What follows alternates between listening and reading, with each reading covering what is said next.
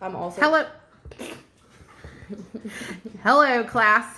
I chose Ida Jean Orlando for my Theorist. Why? Because when I was reading about it, it kind of went along of the ways the nursing process, which is what they say it went into.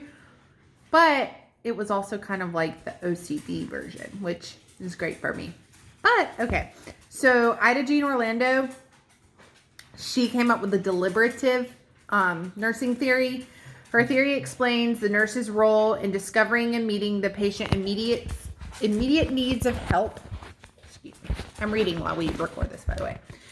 When developing her theory, she presented that patients have their own meanings and interpretations of situations, and therefore nurses must validate their inferences and analysis with patients before concluding. Orlando signifies that what the nurse and patient presents says do affect them both. The framework of her theory is built around 5 principles. The first principle is professional nursing function, which is organizing. It's the organizing principle. The second is patients presenting behavior, which is a problematic situation. 3 is immediate reaction, which is the internal response. Deliberative nursing process is a reflective inquiry, and improvement is the resolution. So, going into explaining, which I will after we conclude, but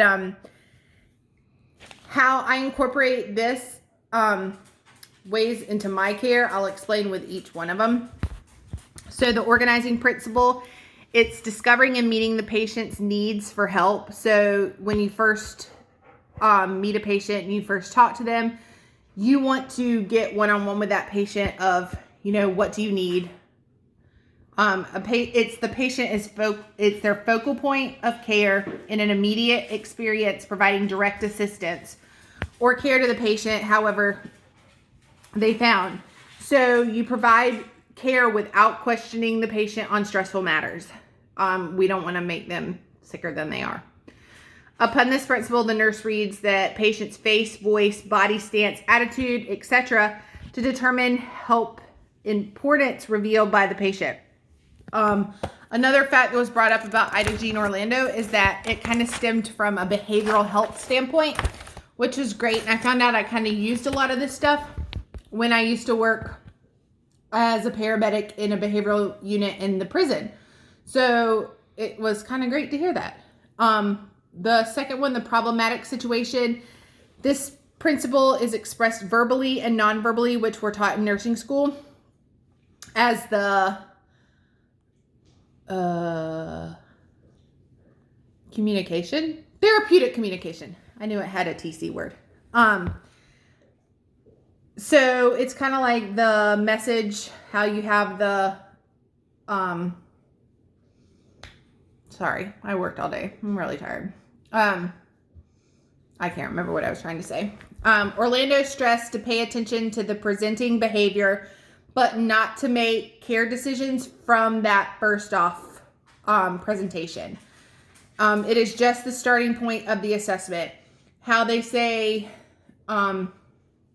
you go in, people can read you. Nothing says more than a first impression. You want to always make a good first impression. Well, the patient, stop. The patient assessment, you can't go by the original stuff. I can't make the remark I want to. Usually record this, re-record. No way. Internal response is instantaneously. Number 1 is the person perceives with any one of the 5 sense organs in like as an object. Number 2, the perceptions stimulate automatic thought. Number 3, each thought stimulates an automatic feeling. Number 4, then the person acts. Regardless of the extent of nursing accuracy, the perceptions that evoked the thoughts and communication from the patient and represent the raw data for the nurse to use is assessing the behavior. So the reflective inquiry is you're viewing how the nurse affects the patient's behavior and vice versa. Understanding the patient behavior is a process where observation are used to register facts. Again, You can never assume facts due to the blinding of true care. Separate perceptions, even though quite difficult. This will help the nurse visualize how one aspect of the reaction affects other aspects. The last principle was resolution. When the situation becomes clear and a new equilibrium is established, when the patient's needs for help have been determined and met, that's what equals improvement resolution. So again, how I feel that I have put Ida's awesome theory to work was in the prison setting. One big thing is I go in and you never treat someone just because they were convicted of a crime and they are an inmate. You don't think of them as any different from you. They're still a human being. They still have needs that need to be met. So you treat them with dignity. You treat them with respect. That's how I always tried to go into the thought process. Never with that my patients could be manipulative, that they could be playing, that they could be making something up. Okay, they say their pain is a 10 and they need a pain medicine. Okay, they might really have pain as a 10. A lot of subjective stuff we don't know, or we know but can't assume. That's the correct word. So yeah, that's everything. Thank you. Bye.